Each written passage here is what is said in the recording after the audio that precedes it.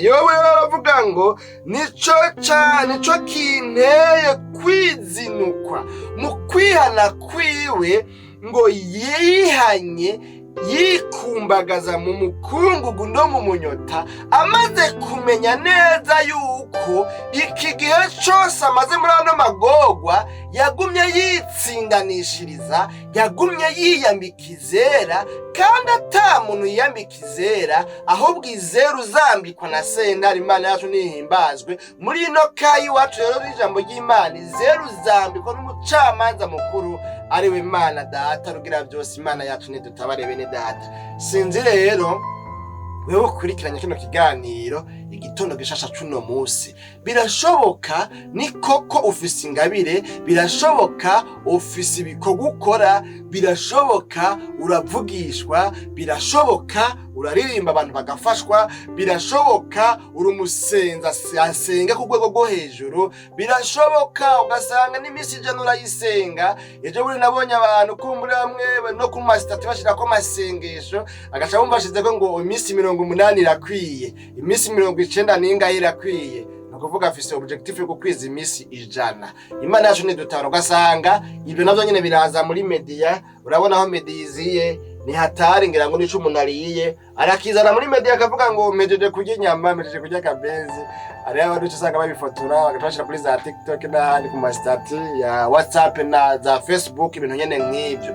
Rero ugasanga nibyo uri umusenzi, usenga amasengesho y'imisi myinshi, iyo usenze wewe novuga ngo urakomesha, ariko mugabo ugasanga iki kintu nikiri muri wewe cyo guca bugufi ukemera kuri umutsindwa imbere y'Imana. Wanashaka se n'imbere y'Imana gusa, ugaca bugufi no mu kibano, uwo mwubakanye, uwo mubana, uwo uhaye indaro, uguhaye indaro, uwo ukoresha ku kazi, we wa ufise abakozi ukoresha uri umukoresha, ugasanga ujya mukorana ku kazi, birakwiye yuko hagarigiye ukavuga ngo nukuri mwene Data mbabarira, ndihanye, nagucumuyeko, naguhemukiye, nakubabaje, nagukomerekeje, ibyo nakoze umbabarire, nabyifashemwo nabi. Umuntu akumva ko abaye umutsindwa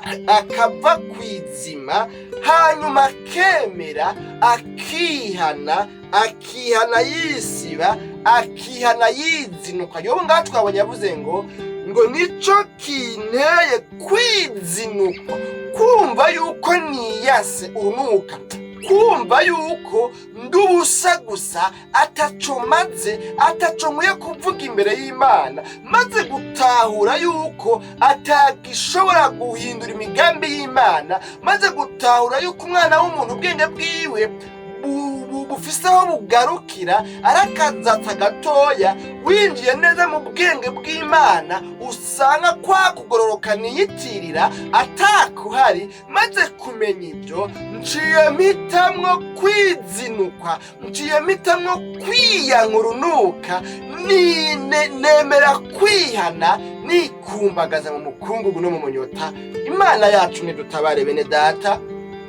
Bakunzi ba kino kiganiro igitondo gishasha cuno musi, aya majambo rero atumbereye kukwibutsa yuko ukwiye gukora kwa kundi watangura cagiye. Warumva umengo niryohere ngo utihanye, amasengesho yawe yaragizwe n'ukwihana, yaragizwe n'umutima umenetse. Warumva wo kwihana, warumva wo haramya kuko umutunganye imbere y'Imana bidatunganye, ariko ubu mbega vyagenze gute?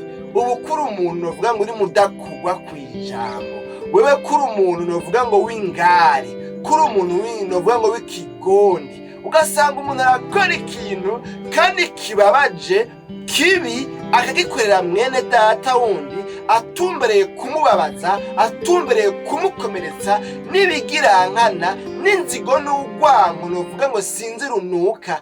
Hanyuma ugasanga umengo niho yumva ko amerewe neza. Yavuze naka nabi, iya mwararaje, kugira ngo ukumbure amukomesha mubabaze. Imana yacu nidutabara. Ariko mugabo kandi sivyo byari bikwiye ku bana b'Imana. Tubonye ko Yobu yahisemwo kwihana ngo arizinukwa yumva ariyase, amaze kumenya neza yuko imbere y'Imana we ataco amaze, ataco arico. None rero n'ano majambo sinzi nawe uyiravye mukayagira icirore, mbega uguca bugufi kwawe ko hari ku rugero rungana iki?